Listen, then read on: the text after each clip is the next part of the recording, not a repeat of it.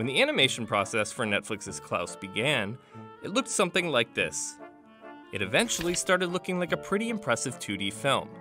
But then, the animators went one step further to create a film that looked like this. Suddenly the characters looked three-dimensional. But unlike most animated movies these days, the characters in Klaus aren't CGI, and can't even be considered 3D. It's all just a trick of the light. About 300 people, including 40 animators, worked on the movie Klaus, which took over 2 years to make, and it was completed under the wire, just 1 month before it premiered on Netflix. So why did it take so many people and so much time? To understand, we have to go back to 2010. Long before Klaus was nominated for an Academy Award, to when director Sergio Pablos came up with the idea. Because his story was about the origin of Santa Claus, it appealed to nostalgia. And he thought a nostalgic 2D animation style, like we saw in the 90s Disney films, would be a better fit for the story. But he also wanted to advance the look, so his team at SPA Studios in Madrid added a few new crucial steps to the animation process. I never looked at 3D as an evolution of 2D. I looked at it as a split, like there's a new way of making animation now. First, they storyboarded the script and made a cut using temporary voices for the characters. They swapped these out later once the real cast was recorded.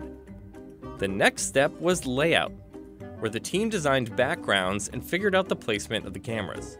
Animating the characters and coloring the backgrounds happened simultaneously. The end goal was to have both blend together seamlessly and look like they're part of the same world.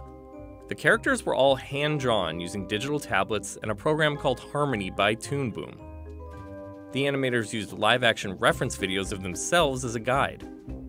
The initial sketches were very rough, as you can see here. But there was a cleanup stage in which artists refined the drawings with crisp, bold lines. Then they painted the characters with basic flat colors. Here, everything still looks very 2D, but they will soon bring the characters to life with a very important addition usually reserved for 3D animation: lighting. His team tested out a new method of lighting 2D characters, and released a 2-minute, 30-second long proof of concept teaser back in 2015. The proof of concept looked good, and secured them a deal with Netflix, but the process was too labor-intensive. So they partnered with a French company called Les Films de Poisson Rouge to help advance the technology, which they called CLAS, short for Klaus Light and Shadow. Poisson Rouge was able to make the tool much more efficient and easier for the artists to work with. The CLAS tool allowed the artists to paint with light, using a number of different types of lighting in various combinations, like key light and ambient light. With 3D CGI, light is added automatically to objects, but it's trickier with 2D. But with lines, with drawings, the computer needs a certain level of AI to even understand that this line corresponds to this line, and this hand is also this hand. The software tracks movement of the characters so the light and shadows will move with it. The program takes a very educated guess, but it's not 100% accurate, so the artists can go in and fine-tune it by hand. Painting with light allowed the artists to get creative, with details down to the tiniest reflections in their eyes, as you can see here. The team used lighting not only to make the characters feel more real, but also to help tell the story. For example, when Jesper is handing out papers to the kids like a drug dealer, he's always standing in the dark to illustrate his shady behavior. And when he's exposed at the end of the film by his father, he's the only one standing in the light, while the others are in the dark.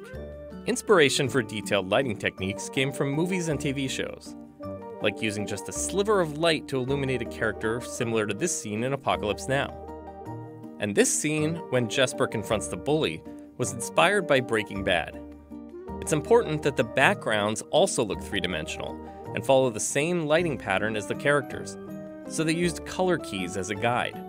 They're quick doodles, they don't have a lot of detail, but they tell you exactly what the light direction is and how it's going to affect both characters and backgrounds. For example, this color key shows how Jesper and Alva will be backlit by the sun coming through the window. And this one shows a progression of how the light will change on Alva as she steps towards Jesper. To make the backgrounds pop and appear 3D like the characters, the animators used several different techniques, such as multiplanes, where you have layers on top of layers to give the illusion of depth. The team created a total of 3,160 scenic layouts for the movie. After they'd merged the characters with the backgrounds, they used a second major step that really gave the 3D characters that intricate detail to bring them to life: texture. With another tracking tool, they used contour, lighting, and motion to add various effects to specific parts of a character. So now you could say, well, I don't want a lot of roughness on the skin, but I want the coat to feel rougher. For example, they can make them look like an oil painting or a watercolor. These textures are subtle, but if you look closely, you can notice the difference. In the end, the characters looked much more 3D and like a part of their environment, as opposed to looking like stickers on top of an elaborate painting. And that's what throws people off when they say, this is 3D, because it's a volume and it's moving and it has texture. But it's really a combination of the light and the texture that makes that illusion. The final stage is final composition, in which any last-minute details are added to the image, like particles.